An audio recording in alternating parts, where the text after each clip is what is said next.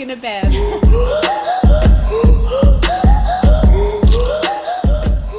Welcome back to another episode of A Book and a Bev. Don't know why I did that in like such a weird voice, but here we are. We're your hosts, Georgia, Brani, Ellie, here to make your ears cream. Oh my god! Why are they creaming? That's a fungal infection. I was gonna say us cream pieing your ears, but I was also then like, oh, we don't have penises, and I don't know if we can scoop. No. No. Were you just implying that we could scoop Vab and Yeah. place it in our listeners' ears? Yeah, she was. Okay. That was a thing that was occurring. Anyway, we're back with part number 3. Right? Part 3 of Empire of Storms. Happy days. Get ready for trauma. Absolute fuck off trauma. You are not ready. We are not ready. No. We better get into it. Well, I'm drinking Jack and Coke for Lorcan's Magic still. I'm drinking this Good Tide sparkling water and vodka mango flavour. And the reason it's Good Tide because sex at the beach, good tide. Oh my god. It's got the dead turtles in it. Turtles. Well, I'm on the waters from probably for the near distant future because your girl doesn't have a drinking problem, but it's getting quite close to it. So we're just taking a step back from weekly alcohol consumption for a little while. I'm so proud of you. Thank you. Just time to tone it back a little bit. I'm not about that mummy wine culture, so I've got my Coolridge water. Let's dive in. Chapter 53, Empire of Storms. Let's go. All right. So Lorcan and Elide are heading towards Ilway, but then Lorcan's shadow of death pushes him towards the stone marshes. It actually just trips him over. Yeah, it's actually just like, psych! Just kicks him straight in the butt. He just like falls over. What the fuck was that? Oh, it's a funny joke. Anyway, so yeah, they head off to the stone marshes, and when they arrive, Elida's like, wow, this place feels really off. The vibes are iffy. Iffy vibes, if you will. And again, she's what you'd call a trained observer. She's looking around at this like dead wasteland, and she's like, I feel are like off. this place is bad. Iffy vibes. She like picks up a blade of grass, like throws it in the air. The wind catches it. She's like, iffy. That's my synopsis is iffy. The vibes are iffy, but don't matter. They're on their journey. They're traveling. They have been traveling for a few days through the marshes, and Lorcan has basically carried a lead when they sense they aren't alone, which He's just picked her up like Luke Skywalker and Yoda. It's just like, okay, come on.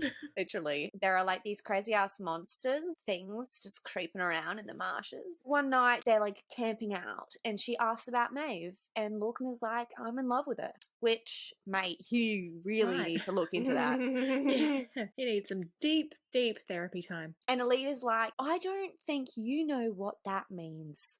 Which we all agree with that statement. Then Lorcan says that he doesn't mind being with a lead. And it's very cute. That's like the bare minimum. He's like, shout out to the white man for doing the bare minimum. Fuck, I don't mind being with you. Okay, thanks. It hits it for a lead. A lead's like, fuck yeah. And offers him a place in Paranth should he ever need it. So that's really good. I'm so sorry, but that is seriously like, I don't mind your existence. And she's like, come live with me in my land. But we get this really cute moment, and the quote is, she rose up slightly, replacing her mouth where her fingers had been. The kiss was soft and quiet and brief, barely a grazing of her lips against him. She thought Lorcan might have been trembling as she pulled back, as heat bloomed across her cheeks, but she made herself say, surprised to find her voice steady, you do not need to answer me now, or ever. You could show up on my doorstep in 10 years, and the offer would still stand. But there is a place for you in Paranth if you should ever need or wish for it. Oh, it's just I love a lead. I love a lead. Her and her giant titties. Fuck me up, fam. Sweetie. Lorcan kisses her. It's beautiful. They kiss together, and they kiss and kiss and kiss, and then the dry humping ensues, and we're all like, oh, cute, awesome. It's just like a giant man and like a very, very small woman, though. So their dry humping is probably like like a dog humping your leg. That's It really is. Because he's so much taller than her. Lorcan just looks down and she's just like, don't mind me. Having a grand old time on his leg. You just keep going, keep walking. It's probably easier this way. Anyway, so he ends up asking her a silent question. Oh. And she whispers her answer. And then, Ilkin. Oh no. We then go to Aelin and the Scooby Gang, and they've been wandering through the marshes for 2 days. Manon and Aelin get to talking about the Eye of Elena, and Manon says that's not its name. It's the Eye of the Goddess. And she draws a symbol in the ground to demonstrate that it is the three-faced goddess. Manon then explains what exactly happened when the last Crocan Queen fell and how she cursed the land so that the Iron Teeth matrons would win the war, but they would never win the land. She explains that there's only one way to break the curse, and it's this old rhyme, right? They just lay down some sick beats, and this is it. Gang signs. I have no rhythm, so I will not be rapping this, but just know it. The intention is that. Would. Oh my god, no. It's spoken word. Okay. Go. Okay, Blood Georgia. to blood and soul to soul. Together, this was done? I don't know. This was done? And only together it can be undone. Be the bridge, be the light. When iron melts, when flowers spring from a field of blood, let the land be witness and return home. I love how your version of blood is literally someone just yeeting them. It's just Just a little bit of self-harm out there for you. fuck it up. I honestly paid no attention to that. Oh, I was too busy. Look, for those that need a repeat, blood to blood and soul to soul, together this was done, and only together it can be undone. Be the bridge, be the light, when iron melts, when flowers spring from a field of blood, let the land be witness and return home. Fuck it up. Cool. Fenris and Gabriel think it's too weird that Aelin and Manon's paths have perfectly aligned for this moment. And they're not the first person to have a thought like this in the book, being like, wow, there's a lot of coincidences. They think something or someone has been playing a game and that they're falling into the trap. Fenris tells Rowan that he thinks that Maeve will wait when Aelin is her weakest and attempt to destroy her then. He says that they were given an order to behead and burn Lorcan because he and Rowan are the strongest fae, and she doesn't want Aelin and Lorcan also making an alliance. Maeve's a bit insecure and doesn't share her toys. Fenris finally says that he is grateful that he has been able to be a part of this, like Aelin's court, even if it's only for this short time. He asks Rowan to kill him if the order is ever given for him to hurt Aelin. And Rowan's like, I'll make it quick, bud, don't you worry. He's like, you don't need to worry, I was going to kill you anyway, honestly. Yeah. Your wish is my command. Well, now we're back with one of our favourite couples, Manon and Dorian, and they're chatting about who will wield the keys at the end. Dorian is like, Aelin will. Obviously. And Manon's like, she is the main character. It's just like, she's the one on the cover of the book. Why would I have any part of this? I just like wearing thongs around my neck and planting peonies in my garden. So Manon is like, sorry, what about you? And Dorian's like, no. I'm busy. Because, sorry, I'm too busy for this. I have other plans after this, you know? Yeah, my dead Humpty Dumpty, she's dead. She's dead. I'm gonna brood around about that for a while. Yeah, no one's seen me brood. I've also got a mother and a brother somewhere that I sometimes might think of occasionally. Yeah, that's right. I forgot. Yeah. No, he ends up telling her that he was the one who killed his father and shattered the castle and really killed his own court in the process, which is a bit like, oops. So really, Philippa. he should be the one to die. He would have killed Philippa. Yeah. The bastard. Fucking bastard. Who The else is going to bastard. get things out of my cooch now? Exactly right. Jesus Christ, Dorian, he doesn't think things through. So he's not too sure that he'd make the best decisions with the word keys given the destruction he caused. That's fair. And Manon's like, but I like destruction. And then Dorian's like, well, I need to tell you a little story about my headless hoe. Oh, And yay. yeah, so he tells her about Saoirse and how much that incident has made him want to seek vengeance. He's going to draw a cat eye sharp enough to kill a man. And he's out there. They finally arrive at the marshes, and Aelin and Rowan would constantly just stink of whatever the scent is for turned on people, because they just continually look at each other like they want to dry hump just in the middle of nowhere. Yeah. And it's like, guys, it's a lot as a companion on this But also hunting trip. do it. Fuck. Yeah, look, I'd watch it. I would Oh. pay good money. Absolutely. If they had an OnlyFans. They could fund the war with that They OnlyFans. could. Oh my god! They could thought of fund an the option. war. Wow. Oh, well, we have a beautiful interaction where Rowan says, I keep a tally, you know, princess, to remind myself to repay you the next time we're alone for all the truly wonderful things you say. And then Aelin says, I certainly hope you make me beg for it. Oh So god. they end up finding the lock. It's in a chest, which is like, it's a lock in a chest. No. Yeah. Aelin asks if she could throw a rock at it, which is like, that's what I'm really good at, you know, rock throwing, if we all remember. Yeah, So- pebbles. I also like she's like, probably booby trap. What do we Strap got to a work rock at with? Throw a rock at it. I love that. I'm like, it Yeah. makes sense. Or She- I could use my magical power, or Rowan could like blow on it or something. No, I'm gonna fuck it up. Rock with a is old reliable. Sometimes you don't have to fix what's not Old, Yeah. reliable, There you the go. pebble, the one that hit that slave right on the head. as he's rowing to go For deliver anyone that message. for anyone that wasn't a fan of Assassin's Blade and they skipped it and they're like hopping through the other Throne of Glass episodes, and you're like, why are these women talking about stoning slaves? For context. For context. It's a singular pebble, so it's not stoning them, and it doesn't. It's not for. It's just we were trying it's not to an help him. intentional stoning. We were throwing a rock to assist, and we were going to knock over some enemies, and then Yeah, instead we accidentally hit hit the slave. person in the Slave. rowboat. And that Yes. transformed into just stoning slaves. Again, we are an explicit podcast that has some very questionable content, We just have very dry, inappropriate dark humour. sense of humour. Anyway, So, right, we've got a giant fuck off rock, and for some reason, no one's really talking in this moment anyway, but then the silence just gets quieter, if it that's a gets thing. silent, sir. Silent. The silence Silent gets her. silenced. Yeah, Oh my god.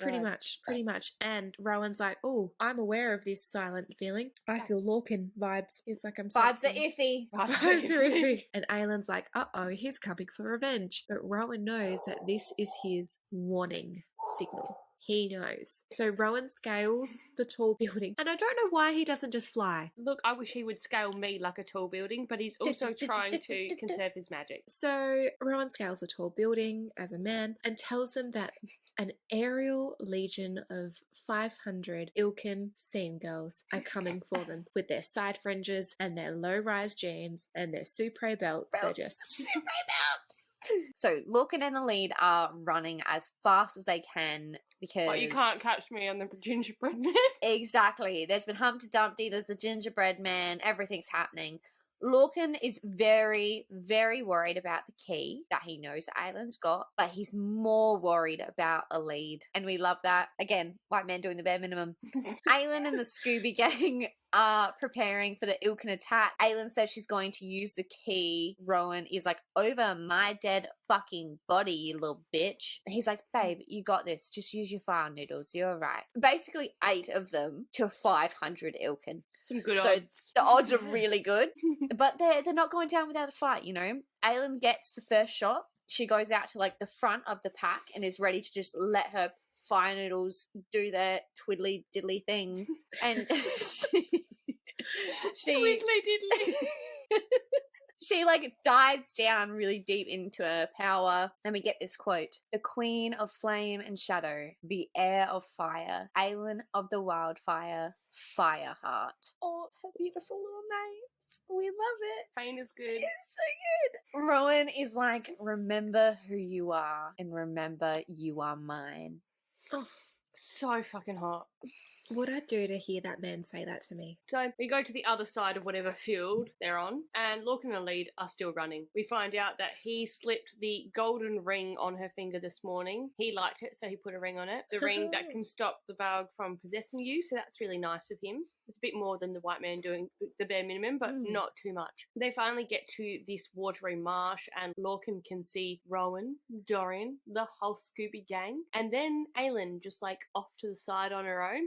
And he's like, oh shit, we are Yeah. we are in her path. This is a problem. Lorcan plummets hard and fast down into the depths of his power. Down to the depths of my asshole, Jesus. Oh my god. Oh my god. Not Wow. fast. That is a slow process. You need to ease into that. I would let him rip me in too. Oh my gosh. From the asshole. From the anus? From the Yeah. nose. He could do it from the belly button if he wanted to, Oh if he my could do God. it. Oh. He's probably likely going to need some form of oil for that. That's the only time Ellie will ever consent to using the oil. Okay. So, Lorcan brings a shield around him and Elide, and just as a wall of arrows attacks the Ilkin, Aelin's wildfire burns a hole straight through the army. The Scooby Gang is like working overtime, and because there are just so many fucking Ilkin, anything that Aelin doesn't burn, arrows kill, and then Rowan and Dorian's magic destroys. It's just so sexy the entire time. So I love sexy. violence. Alien I love violence. Alien thinks that there has to be a price for all of Aelin's power. He thinks of the saying, nameless is my price. Hang on, I've got a theory.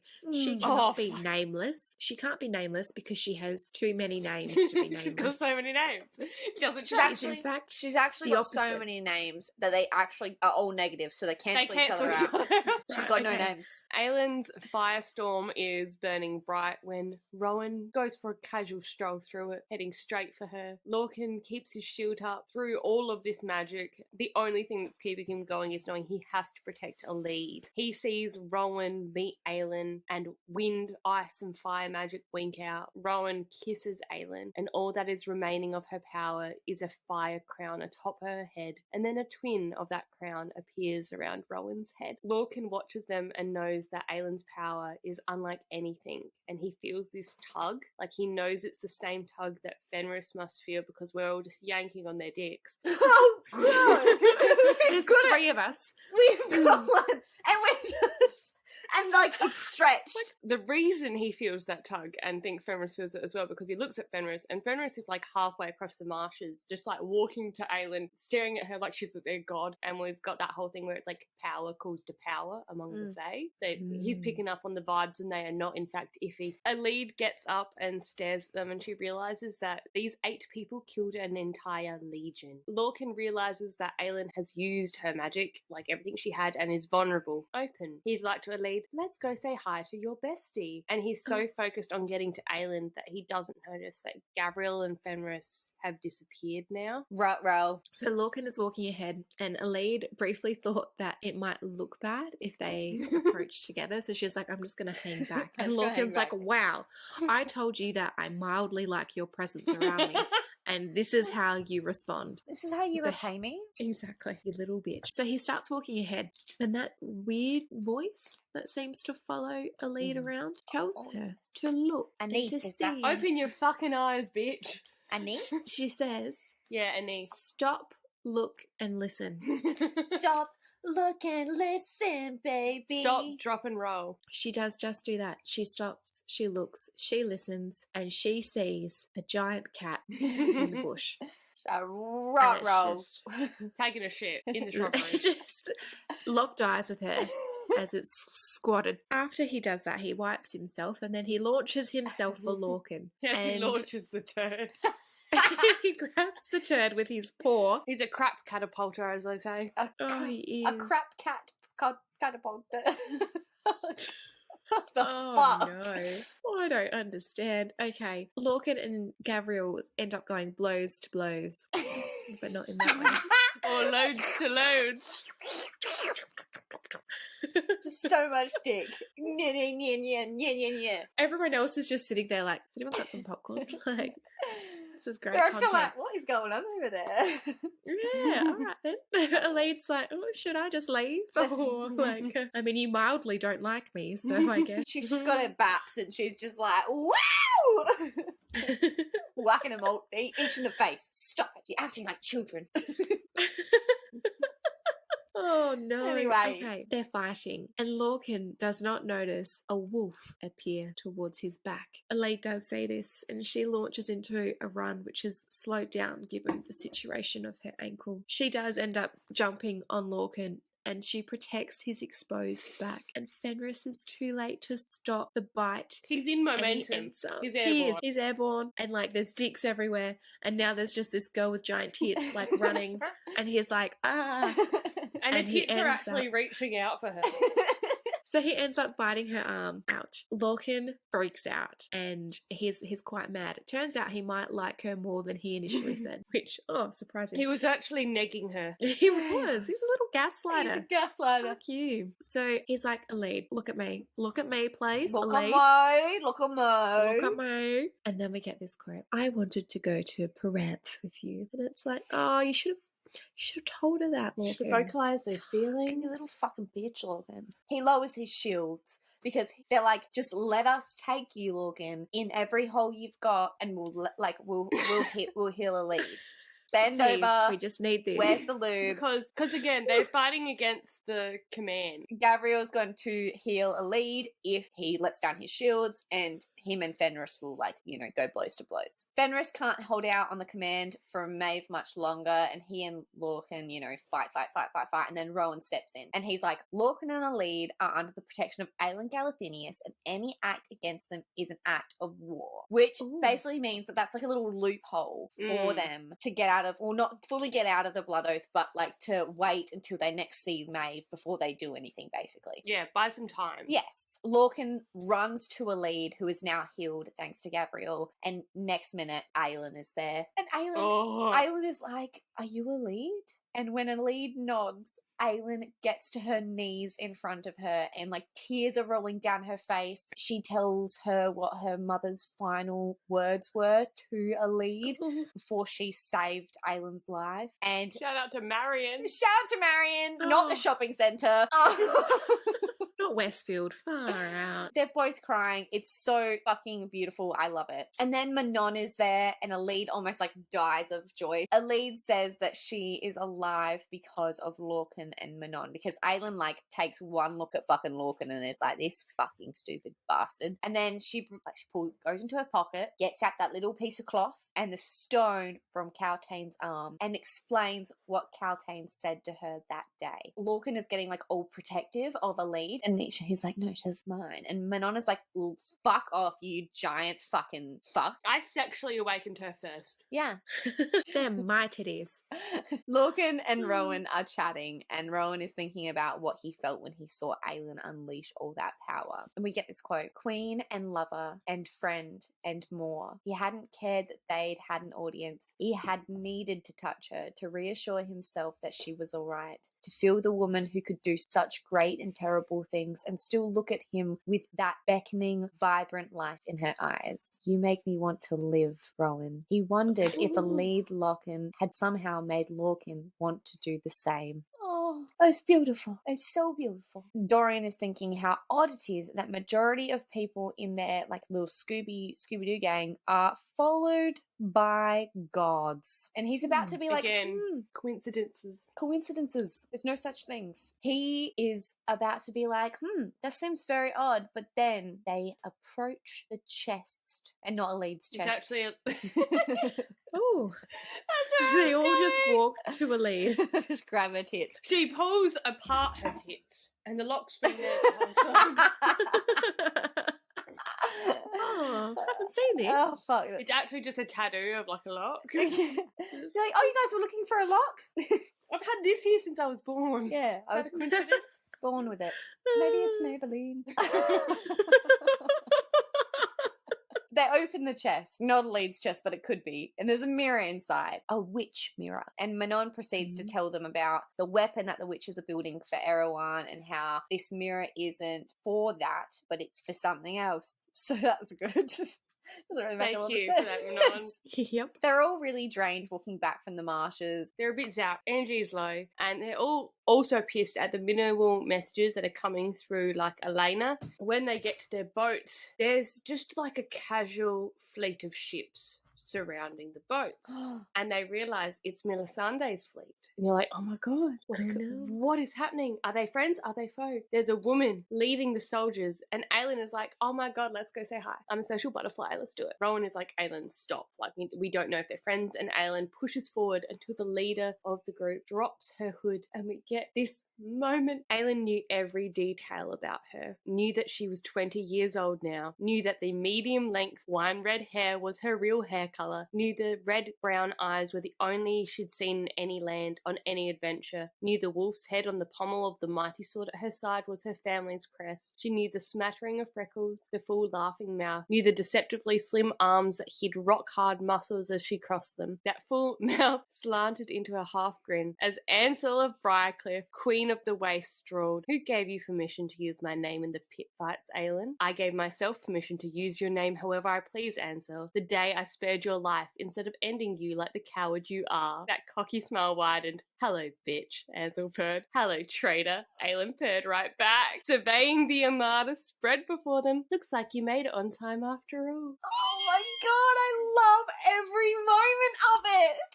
So my good. god, So it's good. phenomenal. How did you feel so during then- that moment? Amazing. I was like, this seems odd, but also there were no iffy vibes. So I was like, The grass was not floating. The glass? no, it was not. Oh my God, I was so excited. Because I knew that's where we were heading, because she was like, I'm going to call upon old Everyone. friends and stuff. So I'm like, we're going to get a reunion at some point.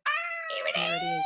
So then Ansel bows and is like, "As you requested, Your Majesty, your fleet." And everyone is like, what in the actual fuck is going on? Especially Manon, when she realizes that Ansel is the Queen of the Western Wastes. Because remember, that's where the witches were meant to live. Yeah. Oops. Before they fuck shit up. Yeah, oh no. So Manon is also still pissed off because she can't find a Braxos with his socks. We don't know where he is. Braxos has actually just lost his socks, and Manon is pissed. Manon is like, "Who took my fucking women's socks?" They're a polyester cotton blend and they're really hard to find And in they've his got size. the lace trimmings. The lace They do too. trimmings. Because he's such a delicate sausage. Yes. They've got little flowers on them. They do. I love it.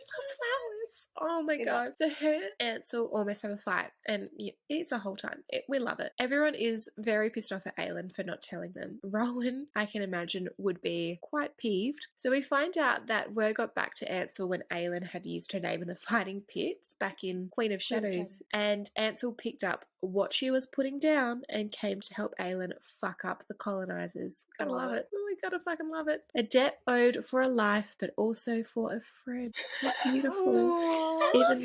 Even though she was kind of a little bit twisted, but you know, we all have our issues. She was. We all have our issues. We all have time to grow. Yeah. Aedion needs a bit of a minute here. He's not coping. He's like, you're making too many decisions without me, and the shock is doing things to my heart. This is also after Aedion was like, "Where are our armies, Aelin? Where are they? What are you doing?" And she was like, "Let's fucking wait until chapter like 659.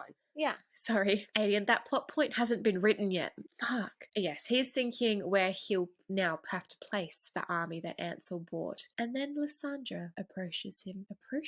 She appreciates his approaches. I don't know what that is. Okay. But she appreciates it. She's worried and she's afraid that she'll lose the only friends that she's ever had. And Aedion's like, we've just got to learn to face that death comes with war. And it's like, we know this already, Aedion. You're allowed to be upset about it. Lysandra's like, well, I like whatever is going on between us. And Aedion's like, do you now? And she's like, yes. And I know my past is bad, but then we get this. I'm going to stop you right there, and I'm going to tell you that there is nothing unappealing about you. Nothing. I've been with just as many people. Women, men, I've seen it and tried it all. I find pleasure in both, depending on my mood and the person. Attraction is attraction. Oh my god, I love it. And that bisexual energy is real. It's beautiful. throbbing. Oh. But also, she's sort of trying to say, like, you know, my past is, like, troubling because I was sold into, like, sex trafficking, Sexual essentially. slavery. And he's like, you know what? Fuck it up. I like both. And I'm just a whore. He's like, I'm just a whore by choice. Yeah, so he's like, I relate. She's like, you really don't, but It's not the same. But we appreciate his personal journey. Such a and man, we knew it. Such a man thing to do. It's like, It is. Yeah. He's like, oh my god, you've got trauma. I've got I've got I made trauma. intentional decisions friends. He actually just talks about how great his childhood was. Like, he's like, oh, I actually relate to you. One time, Look, like, to be fair, Aiden actually didn't have a great no, childhood. he didn't. Did This is he? no, he didn't. Hypothetical. Yeah, of course, hypothetical. Nonetheless, we love the energy for him, and we're here. We respect it. Yeah. Thank you, Aiden. And also, it makes a lot more sense now why he pushed Dorian into that rose bush one time.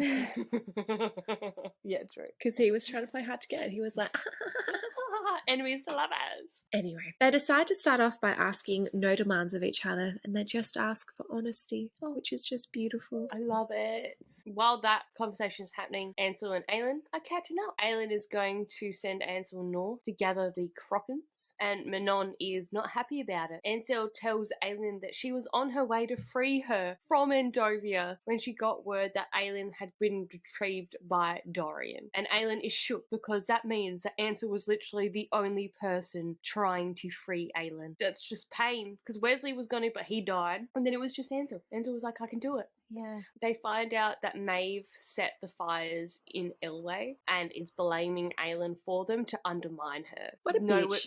What such a a fucking Maeve thing to do as well. The little I got really angry reading that. I was like, why? What is your skin in the game here, Maeve? Fuck off. yeah. They basically don't know where Maeve's fleet is now, but they assume that she is heading for the undefended Terracin. And so Aelin is like, we gotta go. We gotta skedaddle. Rowan and Aelin are looking at a world map that night, and they're thinking, like, what the fuck are we going to do? And we get this quote. For a heartbeat, she could see it. See her face carved into statues and kingdoms so far away they did not even know Terracin existed. A living god, Marla's heir and conqueror of the known world. She would bring music and books and culture and wipe out the corruption festering in the corners of the earth. Not now. Oh. So she basically, Rowan's like, do you want to conquer the world? Should we? And her response is, not now. Just tuck yes, that please. away. This is horrifying, but I'm also, if anyone's going to conquer the world, I want to watch her do it. Honestly, I know Throne of Glass is can- finished, but But again, Sarah said, is it? So could was Aelin just, conquer whatever world? I would actually love to see Aelin become the conqueror. She deserves it. For good or bad, after they've discussed that casual information, Aelin grabs Rowan's hand and is like, I need you to do something for me. And of course, the paragraph ends and we're like, do what? Wank? Finger you? I need you to fuck me right now. Just give me a quick finger blast. I need to focus. With your finger guns. We then jump to Manon, and during this little tidbit, I have many quotes. So Dorian is like, hello, darling, there you are. You remember? He's also just come back from Liverpool. He goes, you don't have chains anymore. And Manon goes, is it more enticing for you if they're on? Oh. And he goes, sometimes it is. Oh. that dinosaur noise, whatever that was.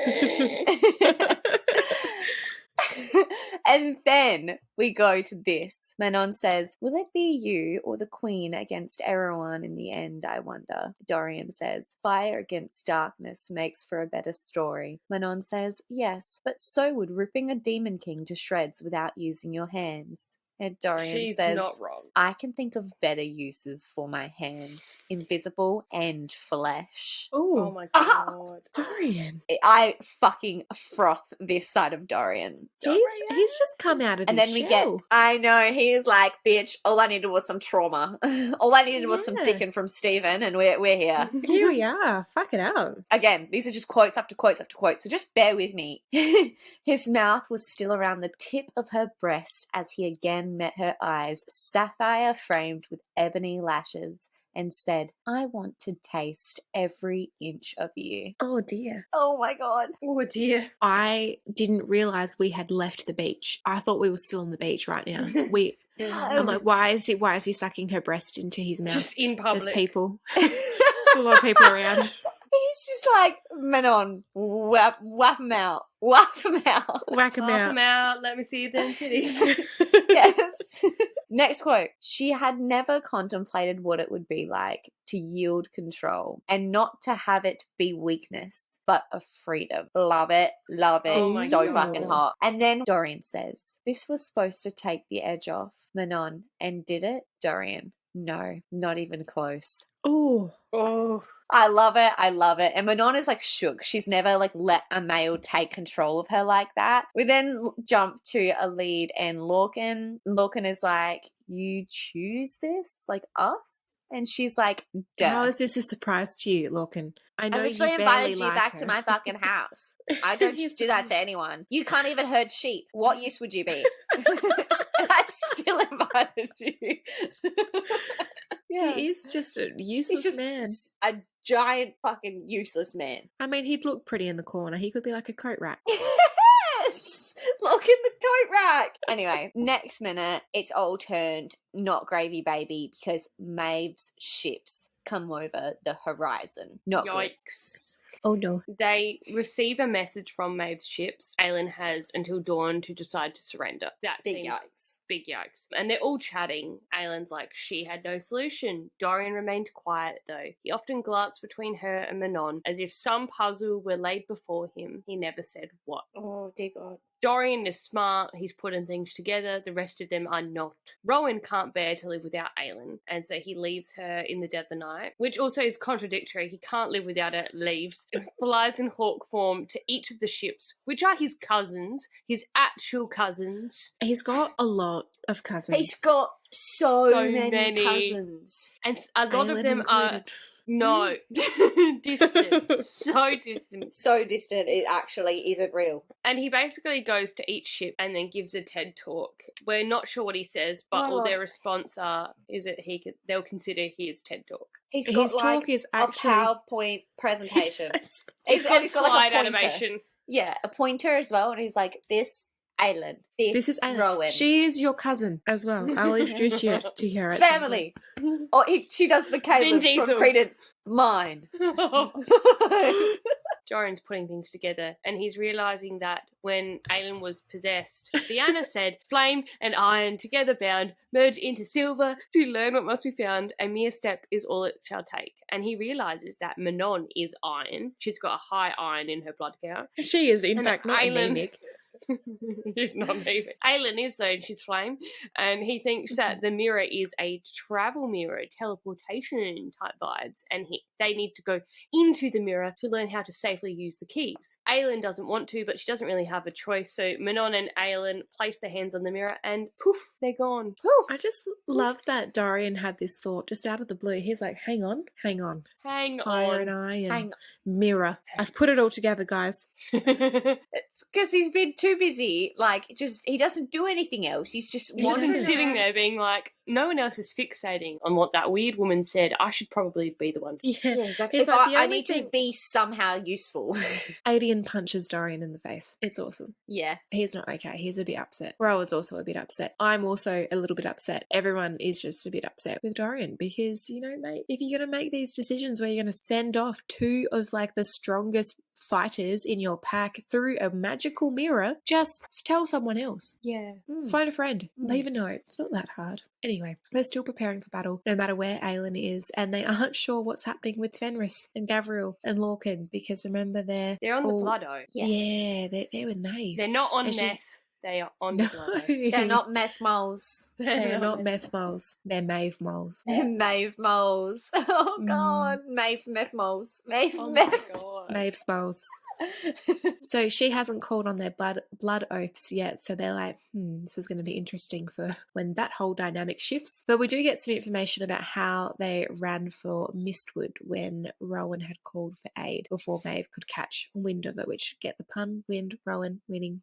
When we returned, Maeve whipped us within an inch of our lives, tied Lorcan to the posts for 2 days, and let Ken whip him whenever he wished. Lorcan ordered us not to tell you for whatever reason, but I think Maeve saw that what we did together in Mistwood and realised how dangerous we could be to her. It's like, yes, they're quite powerful She's together. Kylie Jenner. She's realising things. She's It's just a year of realizing things. So the men are fighting for Aelin at this point in time because they love our Firebringer. That is until Maeve calls for them, which is like, oh, shit. Right. When Maeve's messenger approaches and asks for Aelin's response to whether she will hand herself over, Rowan's like, she actually ain't here, bro. She left like 10 minutes ago. She like went for a walk down to the pub. She's cracking open a beer. You should probably go down there, see her. Yeah. Just having a schooner. They prepare for attack and he sends Dorian out to shield his own line of ships. And then we get this really beautiful moment as they're like parting ways. They like clap hands, do like the bro hug. And Dorian says, it's not such a hard thing, is it, to die for your friends? Oh, and Rowan Dorian. just like majestically looks at him and he's like, no, it's not. Oh. It's so beautiful. I love it. Aelin and Manon are in this like weird mirror place. They're in Narnia. They figure out that really they are in the past and they see Elena Galathinius sealing the tomb where Erewhon lies with the Eye of Elena. So that is the lock. Manon is like, so we've had the lock like all along, super weird. And then Aelin's like, just fucking wait. I think we have been deliberately misled about what we must retrieve. Big yikes. This is fine. So from here, things take a very bad turn, and we're in Elena's point of view, and we discover that she sealed the tomb of Erewhon with the lock. Turns out she's a fucking idiot because she didn't realise that the reason her father hadn't used the lock yet was because he was waiting to wield the lock and seal all 3 keys back in the gate when the gods and the Dark King had left this earth. She's a silly bugger. I really The don't gods like her. are pissed because they just wanted to go home like their old mate E.T. But they're now like, well, your bloodline must suffer because of your shit dick. Wow. Oh, They've your just shit riding dick. Elena's dick and they're like, this is so shit, but your bloodline now is going to suffer. I'm going to fuck up your entire bloodline because you're I'm going going to to give generational trauma for this one thing. Yeah. Petty bastards, aren't they? Marla is there and she says that they will wait. They will wait so that Aelin can, figure some shit out if she can, get those locks, Marla's bloodline shall bleed again to forge the lock anew, and you will lead them, a lamb to slaughter, to pay the price of this choice you made, to waste its power here for this petty battle. You will show this future Scion how to forge a new lock with Marla's gift. Have to then use it to wield the keys and send us home. Our original bargain still holds. We will take the Dark King with us, tear him apart in our own world, where he will be but dust and memory. When we are gone, you will show the Scion how to seal the gate behind us, the lock holding it intact eternally, by yielding every last drop of their life force, as your father was prepared to do when the time was right. We then get Nehemia's point of view. And fuck, I miss Nehemia. Oh. Nehemia is at the Stone Marshes basically a year or so ago, and she's ready to pay the price. Like, she's like, let's give it up. But Elena tells her that it has to be someone of her bloodline, either Dorian or Aelin. Elena tells Nehemia to travel to Ardlin and help either Dorian or Aelin, even though she doesn't go by that name right now. And basically be prepared for this moment. Nehemia says she will do it for her country and for her people. I love how she was literally just like, wow, I'm going to befriend this bitch, but really I'm like plotting. Yeah, trying to bring you to your death. Love Nehemia, but also. Yeah, like as much as I can understand the motivation, it's also really fucked up. Yeah. It really is. Oh, well. Well, Aedion has been preparing for battle for his entire life. He turns himself into the Wolf of the North and gets ready for battle. So, Lysandra's attacking from beneath the surface of the water. She's altered her sea dragon form a little bit, so she's perfected it. She's just added some little finessing touches. She's bedazzled it. She's bedazzled it with just like a splash of spider silk. And after she spent some time chilling with Abraxos and his socks, she's looked at his wings, because remember how Manon had etched spider silk into his wings? Yeah. So she's like, oh, I'm just going to replicate that. So Lysandra breaks ship after ship for her court, for her friends, for her family. Oh, it's amazing. So that's her main task, is to fuck their ships, which is what she's doing. Fulfilling that job. She is. She's doing a great work. Gold star. Dorian then has been delving into his magic, and Aelin still isn't back yet. And you can already sort of sense how Aedion and Rowan are doing, because You know, she is their everything. Mm-hmm. And then Maeve's ships are coming closer. There are two flags on their ships, the White Thorn flag and Maeve's flag. But the ones with the White Thorn flag suddenly pull down Maeve's and start firing on Maeve's armada. It's the cousins. The cousins are back in town. All of those cousins are like, we're not going to fuck, but we're going to fuck up Maeve's day. We will. We'll fuck in a different way. Hi. No cousin fucking here. We get this quote like right off the bat. Rowan had told Ender about Aelin, and FYI, Ender is one of his cousins. He Just had one of like 70, okay? one of 70 cousins. He had told his cousin about the woman he loved, the queen whose heart burned with wildfire. He had told Ender about Erewhon and the threat of the keys and Maeve's own desire for them. And then he had gotten on his knees and begged his cousin to help, to not open fire on Terrason's armada, but on Maeve's, to not squander this one chance at peace, at holding the darkness before it consumed them all, both from Morath and Maeve, to fight not for the queen who had enslaved him, but the one who had saved him. Oh my god, I can't deal. It's so much pain. Beautiful. We have this moment where Rowan is so thankful and he wishes that Aelin was here to see it. Which also, I just realised, we haven't noted, we've already had the last time Rowan and Aelin see each other. Don't. It's already happened. Oh gosh. Oh, That happened when they had that mystery shenanigan. And then they had Maeve's messenger. And that was it. That was the last time they saw each other. Oh god. So just- Makes me angry. Oh, you'll only get more angry. Oh my god. Lorcan is like, oh my god, what the fuck? I'm shooketh. And we get this quote, which is, for a heartbeat, Lorcan allowed himself to ponder it, the power of the thing that had compelled Rowan to risk it all, and Lorcan wondered if it would perhaps be the one force that Maeve, that Erewhon, would not see coming. But then, all of a sudden, Fenris goes pale, Gavriel goes pale, and they realise that Maeve has called them to her. She's tugged on that blood oath, but She's before tugged on their pains. she All has, tugged on the dicks. All at once, like udders. but before Fenris can winnow them out, Gavriel points not at the ships, but at the shore, where Lorcan had just left a lead and been like, you'll be safe here while we battle. Again, Poor putting choice. this poor woman with her fucked up ankle out in the wilderness, Just in the terrible terrain. putting her off-road and just being like, you'll be fine. Elide is basically waiting in the dunes for the battle to be over, casually, when someone appears on the beach, as if walking out of a passing breeze. Isn't So that stressed. interesting? So, Aelin is pissed. She's watching all of this unfold and she sees like Elena and Brannon argue, and when Elena gave up her immortality to die with Gavin, Brannon did everything he could to keep clues for Aelin so that she would know what happened, so that she would be pointed in the right direction, but you know. He couldn't really count on his ancestors being possessed by Richard the Demon and his 8 dicks and kind of fucking up all his plans, but here we are. Marla's light has to be totally drained. Aelin's life. So, like, absolutely drained. Like, she needs to die. Be yeeted from the chat. Aw. Elena appears and she, like, apologizes and she cries, and Aelin, like, doesn't really understand, but Elena shows her the night that Aelin was found on the riverbed as, like, a little wee baby. And Elena defied the gods and their wish for Elena to take Aelin that night and make her find the keys and destroy Erewhon. Elena just couldn't do it. She was like, I can't. She's just a wee baby. She has not done nothing. But she knew deep down that Aelin was the new world that everyone needed. So she sacrificed her life in the afterworld to save Aelin that night. I mean, that's pretty noble. That's very redeeming, because I was getting very fucking annoyed with her. That's exactly right. Honestly, she was in my fucking bad books. I know, but I just love to picture this whole time that they're in the mirror and they're going through all of these, like, fake... Trauma-filled flashbacks. Yes.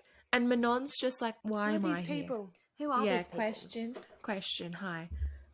Where do I fit in with this? So, apparently, Elena couldn't give Aelin all of the info because she wasn't ready, which is like, I am calling bullshit. But Aelin asks why she sent her to Wyndlin, and she says, I know, Maeve has long wished to regain possession of those keys. My father believed it was for something other than conquest, something darker worse. I don't know why she only began hunting for them once you arrived, but I sent you to Wendelin for the healing, and so you would find him, the one who had been waiting so long for you. Oh. Aylin's heart cracked. Rowan? He was a voice in the void, a secret, a silent dreamer, and so were his companions, but the Fey Prince he was. Aylin says, I know, I've known for a long time. Fucking mates!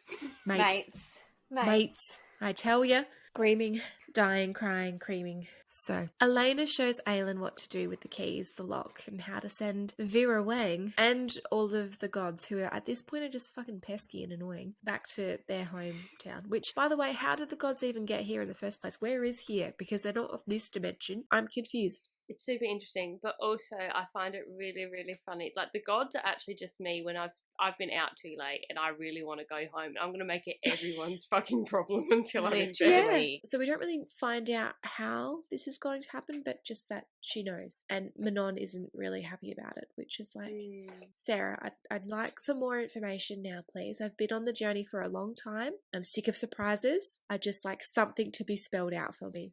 Imagine reading this as it came out. I don't know how you did it. When they appear back in the dunes, Maeve is there with a Fey warrior's sword pressed to Elides' throat. The next chapter is in Adian's POV, and he's fighting, and Lysandre's in ghost leopard form next to him. He saw Gavriel go, but before he left, he threw a shield around Adian. So just take that. Trauma. Pain. Adian tells Lysandra that she needs to run if they start losing, and she comes up to him in her ghost leopard form and like nuzzles his cheek, and Adian is like, next time do that in your human form. He's like, I like this sentiment, but you are like an animal that has given me severe PTSD. Severe PTSD. But yeah, they keep fighting, and we go back to Dorian's POV, and he's like holding the line the best he can. And he thinks so far everyone is doing okay until he hears Adian's roar of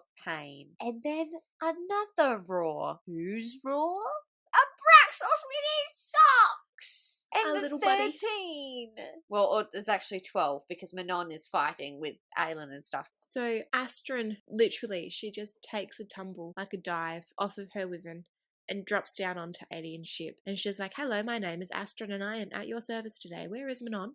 And he's like, where is my bitch? What the fuck has just happened? But he ends up explaining that she's here, but he said, if you help me save the crew, then I'll take you to her and you guys can have your little reunion with Abraxos and his socks. And Astrid's like, no worries, point me in the direction of who I need to kill. And then Rowan's magic is beginning to get a bit depleted. So he switches to hawk form and sees Adian. They still have no sign of Aylin, but then Dorian appears and he's like, I feel something on the shore. Iffy vibes. Iffy vibes. Elides just like, someone sensed the iffy vibes I'm putting out into the world. And she's Dorian's like got her titties and she's like just wiggling them at a really fast pace so the vibrations like that's it. That's it. Dorian's picked up on those pulses because he's daddy Dorian now and he's like, I feel boobs. Rowan has realised too late that Maeve was just setting up a distraction. I love Maeve's distraction is an armada trying to kill you. Back on the beach, Aylin is like, what's up, auntie? What's up, auntie? What's up, auntie? Maeve is like, hello, darling. Manon isn't happy that Maeve has a sword to Elides' throat, which seems fair. And Lorcan arrives, and Manon's like, I could be a better boyfriend than him. Yeah. And we find out that he sent his power out into the world when he saw Ansel's fleet, thinking that it was an enemy fleet, and that was what summoned Maeve. You idiot. Lorcan. Talk about coming too soon. Just calm down. Quick off the mark. Maeve says that Elide is very special to get all these super strong, powerful people on her side, which is obviously true. Aylin is like, well, this is boring. Do you want to do some interpretive dance or spoken word poetry? And then they make the next Step Up movie. It's Step Up 8 and it's Back to the Beach. Back to the beach. Back to the future. Back to the beach. Darkness and flame fight one another, and we get this quote. Light and darkness. Sand shuddered down the dunes. The waves rippled. Only now. Maeve had only dared attack Aylin now, because Aylin at her full strength, Aylin could beat her, but Aylin nearly depleted all her power, ... So that's a problem. Maeve Yeah. covers Aelin in darkness and Aelin screams. Elide is begging Lorcan, begging Manon, someone do something, but neither one of them does. And then Fenris This made me mad. yeah, absolutely fair. But it gets worse. It just gets worse from here. Everything's going down. Then Fenris and Gavriel appear, and Maeve is like, well, look what the kitty cat dragged in. She severs the blood oath from Gavriel with dishonor, and Fenris wants her to do the same to him, but she says that his punishment will be to live alongside her forever. That's that rough. bitch. That's so fucked. So that got you mad, did it, Ellie? Furious. The fact that Lorcan, I know he's like blood oath and like he can't move and whatever, but still, say something. Use words. Your tongue's Try. not fucking Anything. Show force. anything. And I know why Manon wasn't doing anything either, but I was like, your bitch is just going to stand there and let Aelin get killed. She's like your one hope. I was more so angry at Sarah in the moment, I now realise. Again, that gets worse. Yes, it does. So Maeve is like, I'm not going to kill you, Aelin. I need you. I want the keys and I want the lock. She goes into like a full villain monologue and is just like, let me just like dot the I's, cross the T's, give you the backstory. Yeah, I'll give you everything. So yeah, she says that Brannon stole them from her and she knew that she needed to get them back. So she took something that she knew Aelin wouldn't be able to live without. Rowan. Oh my god. So we get this quote. But in my dark power, I saw a glimmer of the future. I saw that Marla's power would surge again and that you would lead me to the keys. Only you, the one Brannon left clues for, and the one who could find all three. And I saw who you were, what you were. I saw who you loved. I saw your mate. What a powerhouse you two would be, you and Prince Rowan, and any offspring of that union. You and Rowan could rule this continent if you wished, but your children would be powerful enough to rule an empire that could sweep the world. Oh my god. It is confirmed. Like, in writing, they are mates. It is happening. Their kids could fuck shit up. Truly, really. Let's just give Ellie her moment. Thank you. My moment in the sun. It's just, I'm so glad they're mates. I'm so glad. I was so scared that they weren't. I really tried to throw you off. I tried really You did hard, but such you a good stuck to job. your I'm guns. proud. I'm proud of you. Yeah. Thank you. Thank You I'm did the proud of work, us. Ellie. The only work Georgia and I did, I gave up by the end and I just sat there, but Georgia was putting in the hours.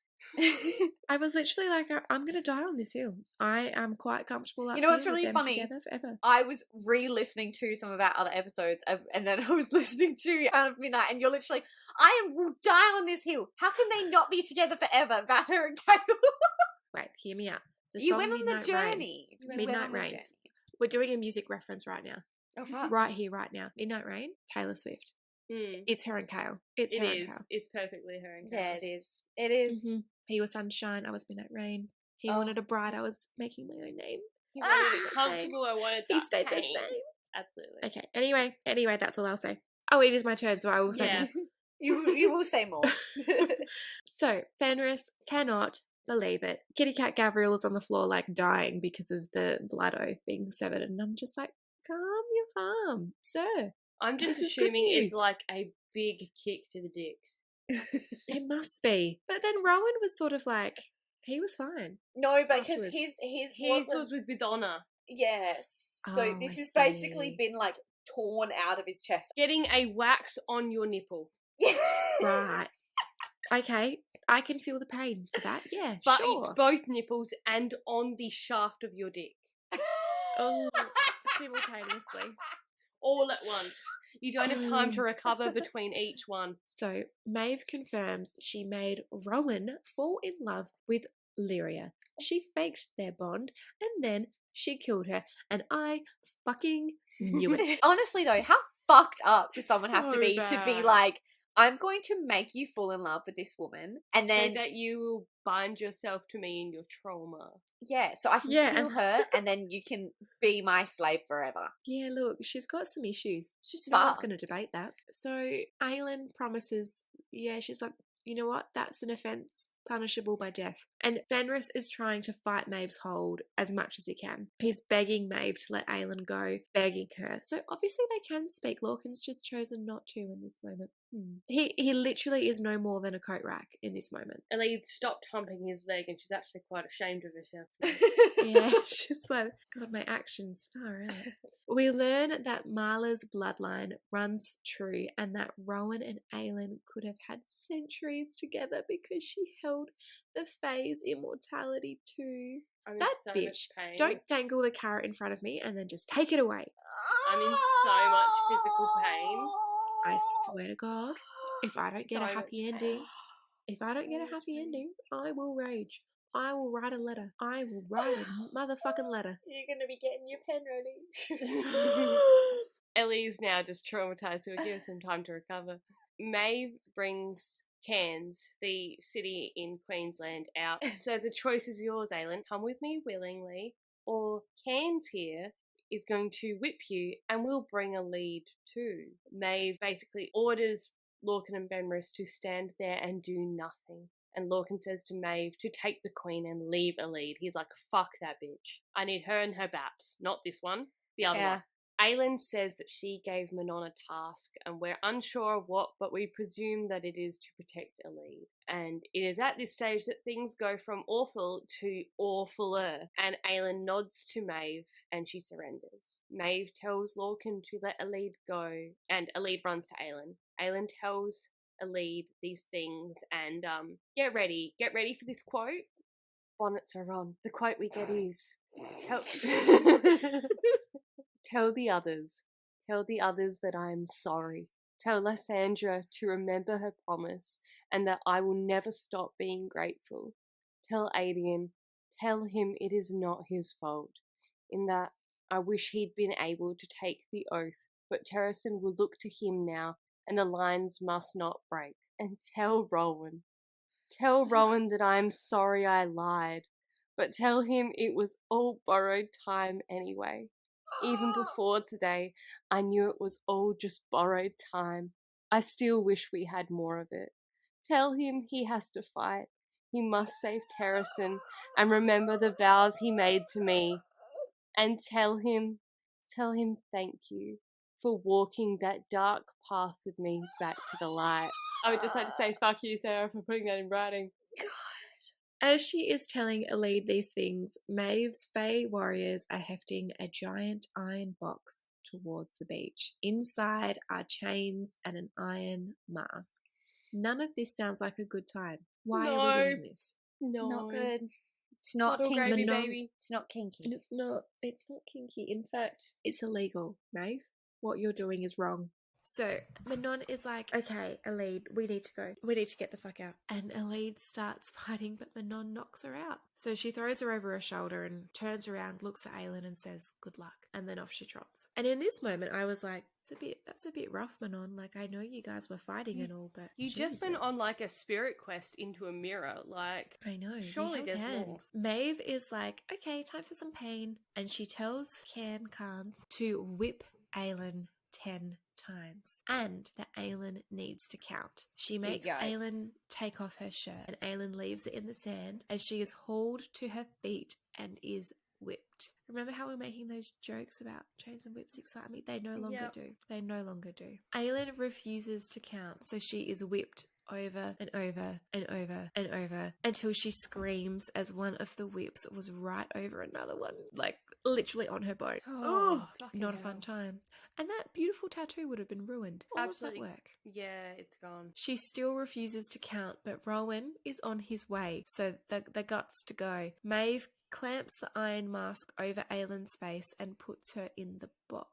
Oh dear God, that's fucked up. So Manon is watching Aelin get shackled in iron, like from like the bushes or something. She's like hiding out in the bushes, like watching this all unfold now that she's run off. Her feet, her arms, her neck, the mask is on, and then she's like put in the box. So she's just like head to toe iron basically. We find out that she needs to get out of here because Aelin slipped the word keys into Manon's pocket while Maeve was distracted. So big yikes. Good on you, Yikes. Aelin. She's shifty. She is shifty. She is. Got those quick fingers. She watches as Aelin is taken away with Fenris as well, and then Maeve ends up approaching Lorcan and is like, you know what? No, I don't like you really that much anymore, and just strips him of the blood oath as well. And it's like, boy, bye. But Lorcan is not okay. The ship is just like yeeted. It's winnowed out of existence. So we presume Maeve can winnow. No one is shocked by these events. But also, there is this scene where Lorcan is like crawling. Oh my god, through the literally sand. looks like a fucking And Elide is like, Worm. this is the most pathetic shit I have ever seen. worm. Giant Would man you love worm. me if I was a worm? No. No, No, no, we Lorcan, would we not. would not. We get this basically entire page of absolute fuck off trauma. And because of that, I've decided it's best for the community if I keep it in. So, bear in mind, again, the entire page. So, then a hand gripping his hair, yanking back his head as a dagger settled along his throat. As Rowan's face, calm with lethal wrath, appeared in his vision. Where is Aelin? There was pure panic too. Pure panic as Whitethorn saw the blood, the scattered blades, and the shirt. Where is Aelin? What had he done? What had he done? Pain sliced Lorcan's neck. Warm blood dribbled down his throat, his chest. Rowan hissed, "Where is my wife?" Lorcan swayed where he knelt. Wife, wife. Oh gods, Elide sobbed as she overheard, the words carrying the sound of Lorcan's own fractured heart. Oh gods. And for the first time in centuries, Lorcan wept. Rowan dug the dagger deeper into Lorcan's neck, even as tears slid down Lorcan's face. What that woman had done, Aelin had known. That Lorcan had betrayed her and summoned Maeve here, that she had been living on borrowed time, and she had married Whitethorn so Terrasen could have a king, perhaps had been spurred into action because she knew Lorcan had already betrayed her, that Maeve was coming, and Lorcan had not helped her, Whitethorn's wife, his mate. I'm not okay. I'm extremely unwell, in fact.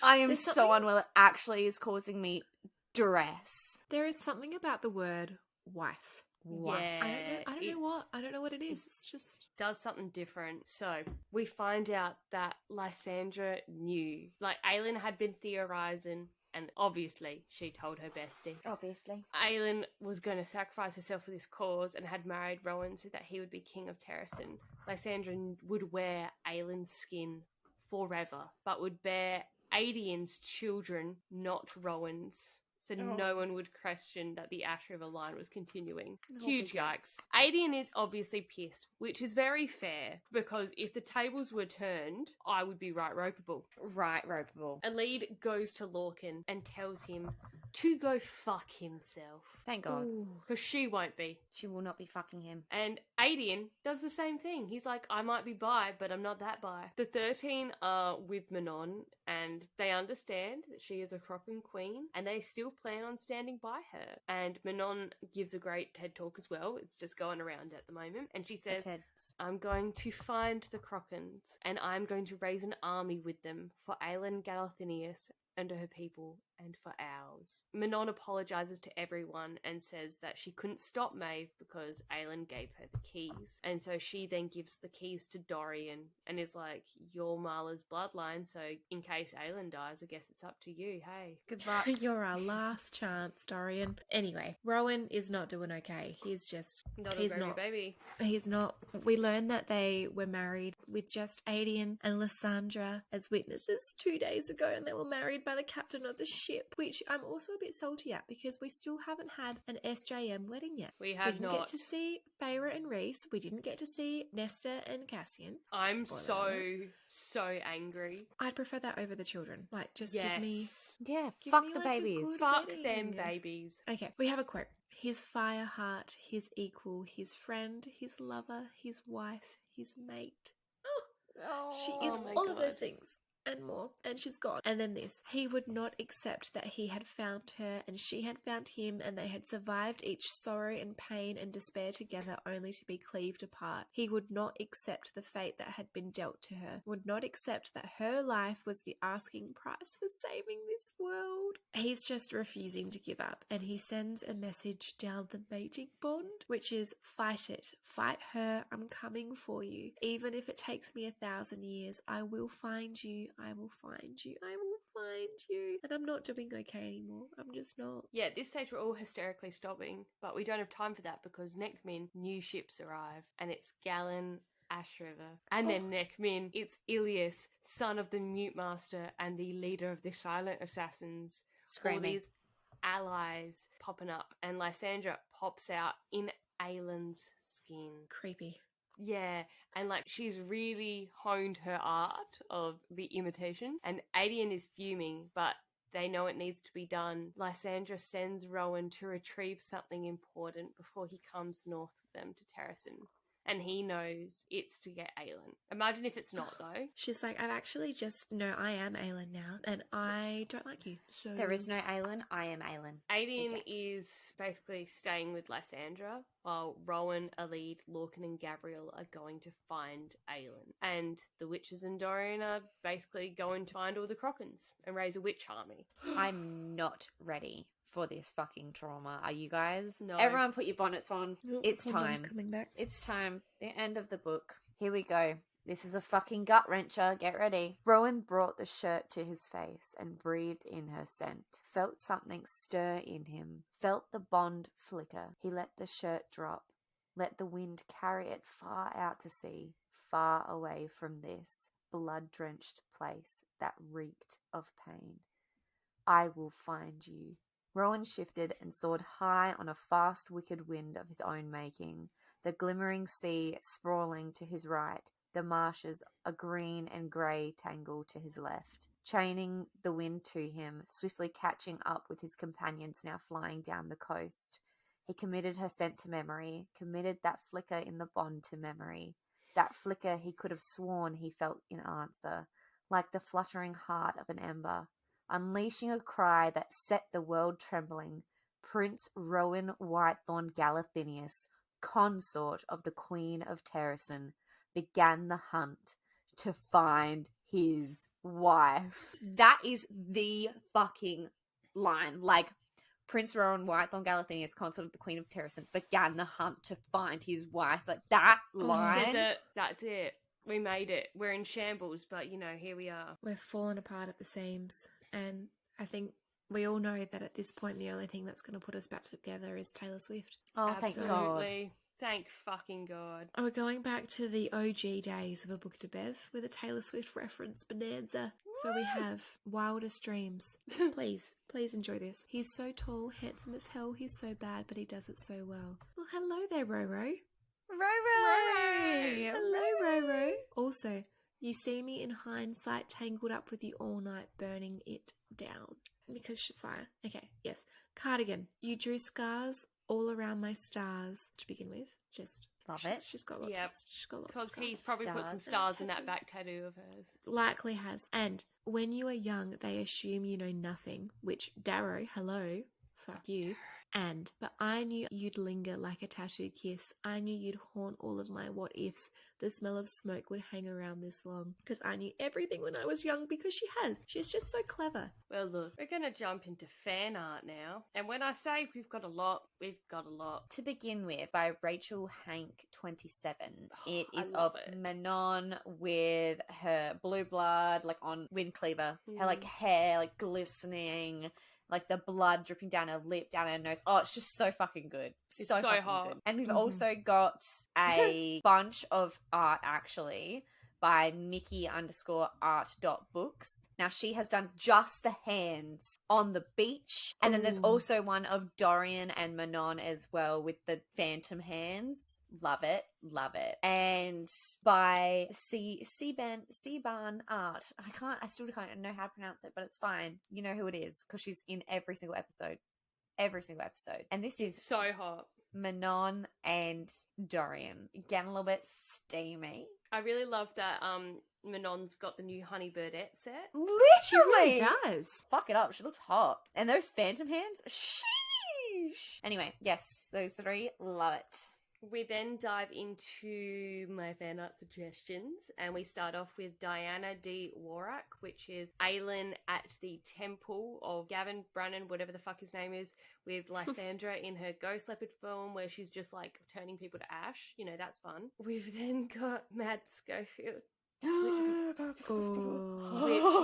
Mads, buddy. She's done Dorian and Manon on the boat. With Dorian's got...